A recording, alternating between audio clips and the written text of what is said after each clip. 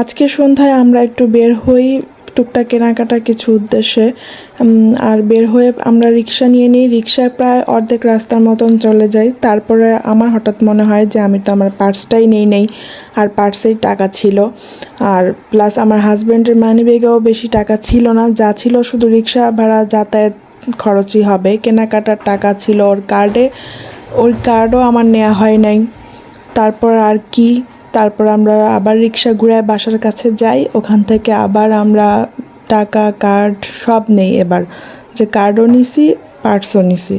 তারপর আবার রওনা করি যাওয়ার জন্য। আর এইদিকে যেতে যেতেই তখন বেজে গেছে প্রায় 9টা 9:30।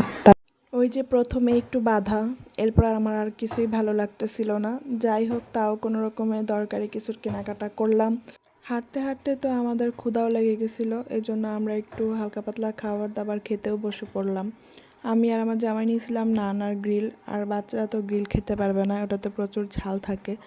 এই জন্য ওদেরকে ঝাল ছাড়া ছিল মোরগ পোলাও, ওটাই দিয়েছিলাম, ওটাই ওরা মজা করে খাচ্ছিল। শসা আর কাঁচামরিচের যে মাখানো সালাডটা, এটা যে আমার কি ভালো লাগছে খেতে।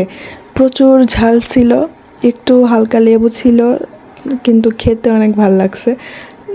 যাই হোক, খাওয়া দাওয়ার পরে আমরা যখন বাসায় ফিরবো তখনই ট্রেন ক্রসিংয়ের জন্য আটকা পড়ে যাই আমরা, মানে ট্রেন ক্রস করবে এখান থেকে, এই জন্য আটকা পড়ে যায়। আর এই যে রেল লাইনের উপরে যে মানুষগুলো, ওই পাশে ট্রেন দাঁড়ানো, ওই যে দেখা যাচ্ছে ট্রেন দাঁড়ানো, যে কোনো সময়ই ট্রেন মানে চলা শুরু করবে।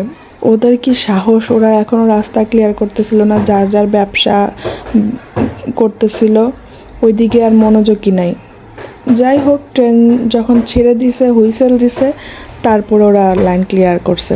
এইসব মানুষগুলোর জন্যই মনে করেন যে হঠাৎ হুটহাট যেটা অ্যাক্সিডেন্ট ঘটে যায় ট্রেন লাইনে, এরকমই ওরা অনেক সাহস দেখাইতে যায়, পরে বিপদ ডেকে আনে। যাই হোক, এরপর ট্রেন ক্রস করে যাওয়ার পর আমরা আবার রিক্সা নিয়ে নিই বাসার উদ্দেশ্যে।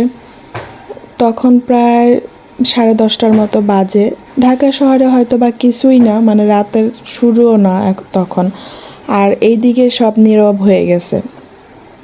এইদিকে মানে দোকানপাটও সব বন্ধ প্রায় বলতে গেলে। শুধু মেন যেটা স্টেশনের এদিকে ছিল কয়েকটা দোকান খোলা। আর এই যে রাস্তাঘাট একদম নীরব, রাস্তায় গাড়ি রিক্সাও খুব একটা ছিল না। তবে আমার খুব ভালো লাগছে যে ঠান্ডা একটা বাতাস ছিল রাতের বেলা, অনেক ভালো লাগছে।